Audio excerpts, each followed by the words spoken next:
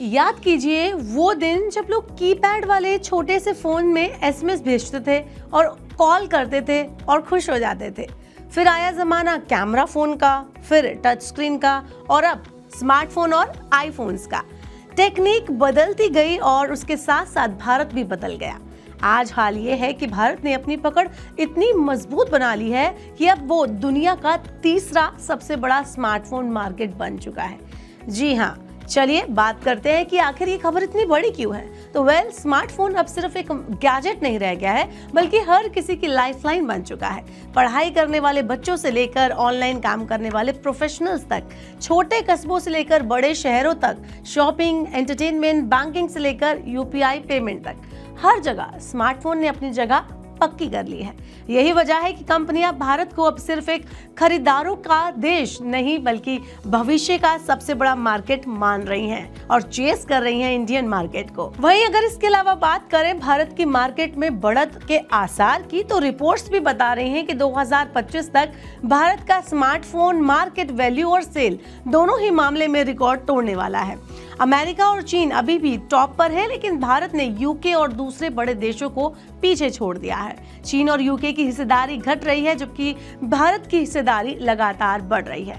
इस साल लाखों लोग फीचर फोन छोड़कर स्मार्टफोन की ओर बढ़ रहे हैं। यानी कि साफ है कि आने वाले टाइम में भारत दुनिया का सबसे तेजी से बढ़ता हुआ स्मार्टफोन हब बन जाएगा। चलिए आपको आगे बताते हैं कि एंट्री लेवल 5G फोन की धूम कहां मची है और क्यों मची हुई है। तो इस साल की सबसे बड़ी खुशखबरी है सस्ते 5G स्मार्टफोन। त्योहारों का मौसम है, कंपनियां 10,000 से 12,000 की रेंज में 5G फोन लॉन्च कर रही हैं। पहले जहां 5G का मजा सिर्फ महंगे फोन रखने वाले लोग ही ले पाते थे, वहीं अब गांव कस्बों तक ये सुविधा पहुंचने लगी है। इससे न सिर्फ लोगों का डिजिटल एक्सपीरियंस बेटर होगा, बल्कि इंटरनेट की स्पीड भी और ज्यादा तेज होगी। ये चेंजेस उन यंगस्टर के लिए गेम चेंजर साबित होंगे जो पढ़ाई, ऑनलाइन जॉब्स, कंटेंट क्रिएशन के लिए बेटर इंटरनेट और स्मार्टफोन की तलाश कर रहे हैं और उस पर डिपेंडेंट है। बढ़ते हैं आगे और बताते हैं कि आम आदमी के लिए अब इसमें क्या खास है। तो हर बजट में फोन मिलेगा। अब हर किसी को अपने हिसाब से स्मार्टफोन मिल जाएगा, चाहे वो स्टूडेंट हो या फिर प्रोफेशनल। बेटर फीचर, कम दाम। जी हाँ, कंपनियां भारत के हिसाब से फीचर और प्राइस तय कर रही हैं, यानी पैसा कम लगेगा और फीचर ज्यादा मिलेंगे। तीसरा है डिजिटल इंडिया की रफ्तार। 5G और सस्ते स्मार्टफोन के कारण गाँव कस्बों में भी डिजिटल सर्विसेज पहुंच जाएंगी। आखिर में है नौकरी और बिजनेस के मौके। तो जैसे जैसे स्मार्टफोन और इंटरनेट की पहुंच बढ़ेगी, नए नए ऑनलाइन बिजनेसेस और स्किल बेस्ड जॉब्स भी पैदा होंगे। चलिए आगे बढ़ते हैं और बताते हैं कि ग्लोबल लेवल पर भारत की ताकत अब कैसे बढ़ेगी। चलिए जानते हैं। अमेरिका और चीन के बाद भारत ने तीसरा नंबर हासिल कर लिया है। रिपोर्ट्स के मुताबिक आने वाले कुछ सालों में भारत की हिस्सेदारी और भी ज्यादा बढ़ जाएगी।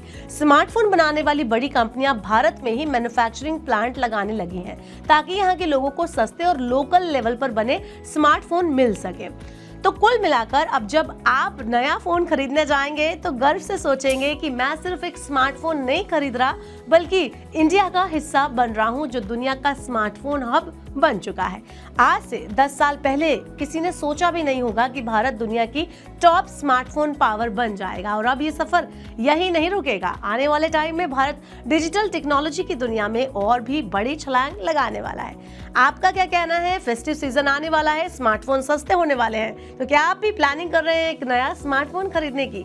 कमेंट अस बेलो। ऐसे और वीडियोस के लिए देखते रहिए मनी 9 और सब्सक्राइब करें मनी 9 का यूट्यूब चैनल।